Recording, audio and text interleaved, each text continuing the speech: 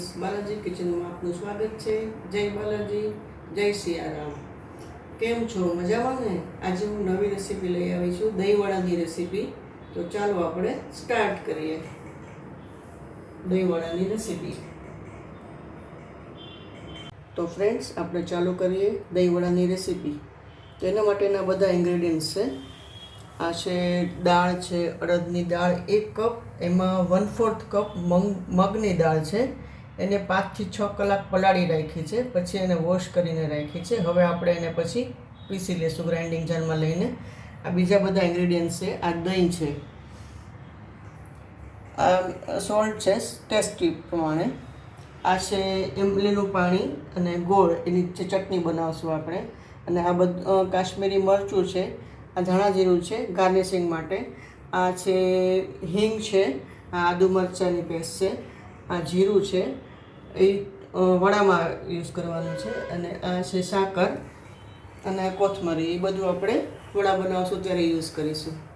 Friends, આપણે આ પીસી લીધું છે વડાનું। હવે આપણે એમાં થોડુંક સોલ્ટ નાખશું ટેસ્ટ પ્રમાણે, અને થોડું હિંગ નાખશું જે આપણને ડાયજેસ્ટિંગમાં સારું થશે। હવે આપણે એને હાથેથી થોડીક વાર ફેટી લેશું, કમસે કમ 2 મિનિટ તો તમારે ફેટવાનું જ છે, તો એનાથી આપણા વડા ફ્લફી થશે। હવે આપણું આ બેટર ફેટાઈ ગયું છે। હવે આપણે એમાં આદુ મરચાં નાખશું, કોથમરી થોડી નાખશું, થોડું જીરું નાખશું। હવે એને મિક્સ કરી બરાબર, અને પછી એને 10 મિનિટ રેસ્ટ આપશું। તો ફ્રેન્ડ્સ, આપણું તેલ બી ગરમ થઈ ગયું છે, આપણે પહેલાં ચેક કરી જોઈએ।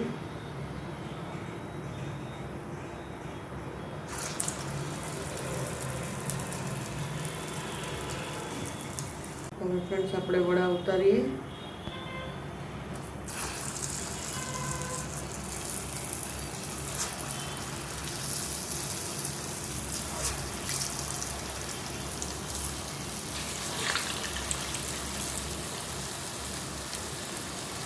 મીડિયમ ફ્લેમ રાખવાની છે ગેસની।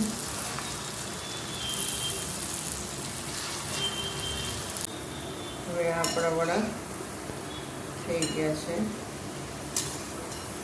હવે આપણે એને સીધા અહીંયા પાણી રાખ્યું છે, નોર્મલ ટેમ્પરેચર, રૂમ ટેમ્પરેચર ઉપર જ પાણી છે।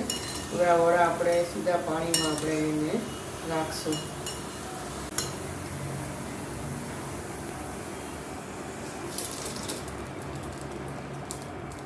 ફ્રેન્ડ્સ, હવે આપણા બધા વડા થઈ ગયા છે। હવે આપણે એને પાણીમાં રાખી દીધા છે, અને હવે આપણે એને 10 મિનિટ માટે રેસ્ટ આપશું। ત્યાં સુધીમાં આપણે ચટણીની તૈયારી કરી લઈ। આ ઇમલીનું પાણી છે,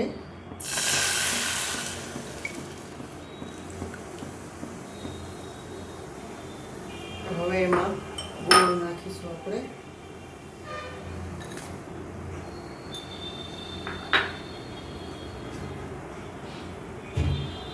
હવે આપણે આમાં ગોળ મેલ્ટ થઈ ગયો છે। હવે આપણે એમાં થોડું મીઠું નાખશું, થોડુંક ધાણા જીરું નાખશું, થોડુંક લાલ મરચું નાખશું। હવે એને મિક્સ કરી દઈશું। આ ચટણી બનાવવા માટે પહેલાં આંબલીને મેં 1 કલાક ગરમ પાણીમાં પલાળી રાખી હતી, પછી એનો પલ્પ ગાળી અને પછી રેડી કરીને એમાં રાખ્યો હતો। અને હવે એમાં ગોળને આંબલી આપણે ગરમ કર્યું, અને એમાં મીઠું, ધાણા જીરું અને મરચું નાખ્યું। બસ હવે આપણે એને ઠંડી થવા દેશું। હવે આપણે ફ્રેન્ડ એમાં થોડુંક મીઠું અને સાકર નાખી લઈશું। હવે એને આપણે વિસ્ક કરી લઈશું। થોડું આમાં પાણી એડ કરીશું। એમાં આપણે સાકર અને નમક મિક્સ કરીને થોડી વાર એને વિસ્ક કરશું, અને પછી એને આ રીતે વિસ્ક કરશું એટલે એકદમ ક્રીમી ટેક્સચર આવી જાય દહીંમાં। હવે એને 10 મિનિટ થઈ ગઈ છે। હવે એને હલકા હાથે આપણે દબાવી લઈશું અને પાણી નિતારી લઈશું, પછી એને સર્વિંગ પ્લેટમાં લઈ લઈશું। આ તમે જે સાઇઝ પ્રમાણે બનાવવાના હોય એ સાઇઝ પ્રમાણે બનાવી શકો છો, નાના મોટા કોઈ પણ મેં નાના બનાવ્યા છે એટલે એને સર્વિંગમાં આપણે સારું પડે. ફ્રેન્ડ્સ, આપણે હવે દહીંવડાને ગાર્નિશ કરી લઈશું. એના માટે પહેલાં આપણે એને બધા દહીં લગાવીશું.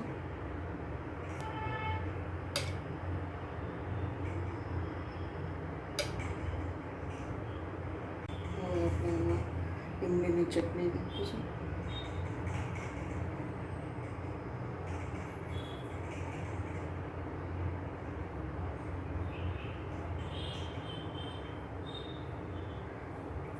હવે એમાં લાલ મરચું, કાશ્મીરી લાલ મરચું છે એ નાખીશું.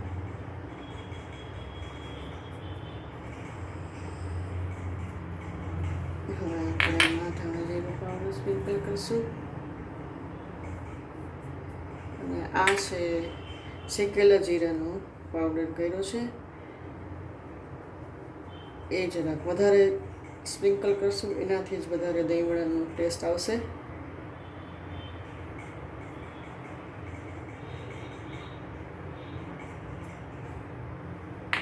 છે કોથમરી થોડીક આપણે એડ કરીશું, ગાર્નિશ કરીશું કોથમરીથી.